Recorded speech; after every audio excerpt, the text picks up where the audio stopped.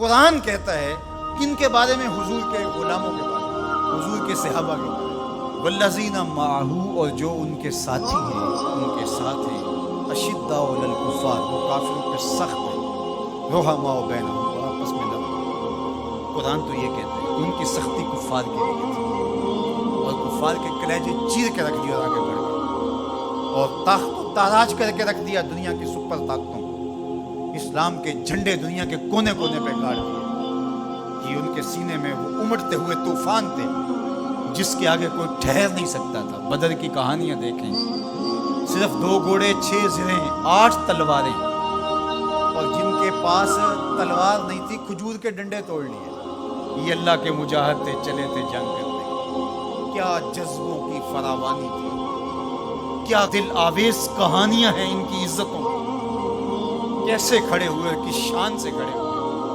تو قرآن تو یہ بتاتا ہے، سید کی کتب تو یہ بتاتی ہیں، رسول اللہ کے فرمان تو یہ بتاتے ہیں کہ کفار کو انہوں نے چیر کے رکھ دیا اور آگے بڑھے، اور کفار کے لیے سخت تھے لیکن آپس میں نرم تھے۔ اب عبداللہ ابن سبا کے متبعین کی گھڑی ہوئی لولی لنگڑی روایات یہ بتاتی ہیں کہ یہ آپس میں لڑ رہے تھے۔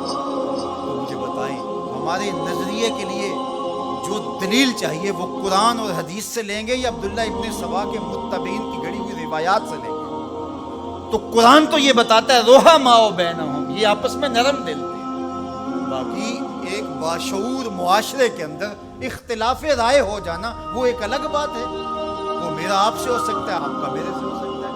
آپ جتنی دور سے چل کے آئے ہیں، محبتوں کے ساتھ آئے ہیں، ایک محبت لے کر آئے ہیں، لیکن میری کسی بات سے آپ کو اختلاف ہو جائے تو اس کا یہ مطلب تو نہیں کہ میں آپ کو اپنے مخالفین کی فہرست میں شامل کروں۔ تو یہ تو کوئی بات نہیں ہے۔ اہل رائے کے درمیان رائے کا اختلاف، باشعور لوگوں کے درمیان کسی چیز کا اختلاف، یہ امر آخر ہے۔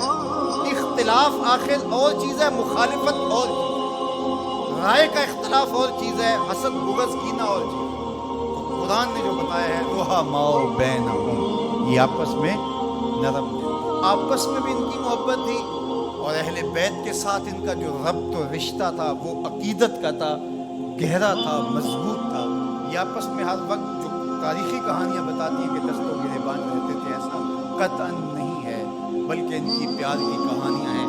مسجد سے باہر نکلتے ہیں جناب ابو بکر رضی اللہ تعالیٰ عنہ اور مولا کائنات سیدنا مرتضیٰ رضی اللہ تعالیٰ عنہ، آگے امام حسن کھیل رہے ہیں، بچے تھے، حضرت ابو بکر اٹھا کے کندھوں پہ بٹھا لیتے، اللہ کندھوں پہ بٹھا لیتے، اور حضرت علی سے مخاطب وہ کہتے ہیں یہ تیرے جیسا تو نہیں، یہ تو حضور جیسا ہے، اس کی شکل تو حضور سے ملتی ہے۔ تو مولا علی آگے سے مسکرا رہے ہیں، کہتے ہیں یہ شبیہ رسول ہے، علی یہ تیری شبیہ نہیں، یہ رسول اللہ کی شبیہ ہے۔ تو یہ محبت کی کہانیاں نہیں تو اور کیا ہے؟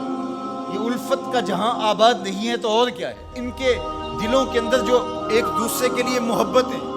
ریاض النظر فی مناقب اشرا مبشرہ میں یہ واقعہ لکھا ہے، حضرت سیدنا علی مرتضیٰ رضی اللہ تعالیٰ عنہ، حضرت عمر کا دور خلافت تھا۔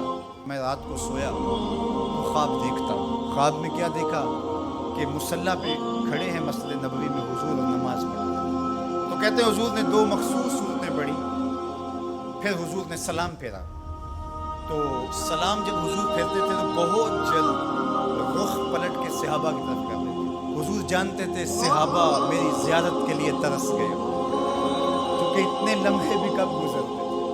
تو حضرت علی فرماتے میں نے خواب میں دیکھا کہ کوئی خاتون باقورہ لے کے کھجوروں کی شکل میں حضور کی خدمت میں حاضر ہے۔ اب جو جتنے بھی نمازی تھے حضور نے ان کو بانٹنا شروع کر دیا، ایک ایک حضور کے سامنے بتایا۔ وہ کہتے ہیں کہ حضور نے مجھے بھی ایک کھجور دی، جب میں نے اس کو کھایا اتنی لذیذ تھی کہ زندگی میں اتنا مزہ کبھی کھجور کا آیا نہیں تھا۔ حضور نے مجھے ایک دی، باقیوں کو بھی ایک ایک عطا کی۔ میرے دل میں تھا کہ حضور سے عرض کروں حضور مجھے ایک اور عطا کر دے، لیکن ادب حیا مانے رہا، میں آرزو رکھنے کے باوجود دوسری کھجور مانگ رہا۔ اسی اثنا میں میری آنکھ کھل گئی، آنکھ کھلی تو کھجور کا ذائقہ میرے منہ میں موجود تھا۔ مسجد نبی میں ادھر اذان ہو رہی ہے، میں جلدی سے وضو کیا، سنتیں پڑھی اور مسجد نبی میں پہنچا تو حضرت عمر نماز پڑھا رہے تھے، اور جو صورتیں رات خواب میں حضور سے میں نے سنی تھی حضرت عمر بھی وہی تلاوت کرتے۔ مجھے لگا کہ رات والے خواب کی کوئی تعبیر تو نہیں ہے۔ خیر جب سلام پھرا کے صحابہ کی طرف بیٹھ گئے. میں نے دیکھا ایک طرف سے ایک خاتون کھجوریں لے کر کے گیا. اب مجھے پکا ہو گیا کہ خواب کی تعبیر ہی میں تھی. خیر حضرت عمر بانٹنے لگے تو مجھے بھی کھجور دی. میں نے وہ کھائی تو واقعی وہ بہت لذیذ تھی.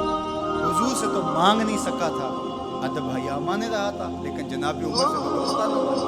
ان سے میں نے بے تکلف کہہ دیا, عمر ایک کھجور سے کام نہیں چلے گا, مجھے ایک اور.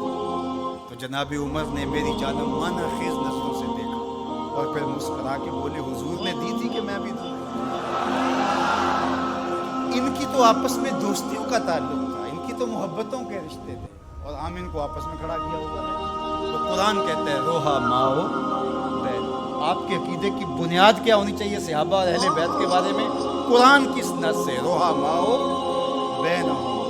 روایت کوئی کتنی بھی بڑی کتاب میں کیوں نہ لکھی ہو, اس میں سکم ہو سکتا ہے, راوی جھوٹ بول سکتا ہے, لیکن قرآن کی تو قطعی بات ہے. اس لیے قرآن کہتا ہے روحا ماؤ بین. یہ تو آپس میں پیار کرنے والے تھے, یہ تو آپس میں محبت کرنے والے تھے, ان کا تو الفتوں کا رشتہ تھا. ایک دوسرے کے وزیر اور مشیر رہے ہیں, ایک دوسرے کے کاموں میں ان کی معاونت کرتے رہے ہیں. یہ تو محبت کے ربط اور رشتے رکھتے تھے, اور ایک دوسرے سے پیار کا رشتہ بڑا گوڑا تھا. اللہ ہمیں صحابہ اور اہل بیت کی چوکھٹ کا غلام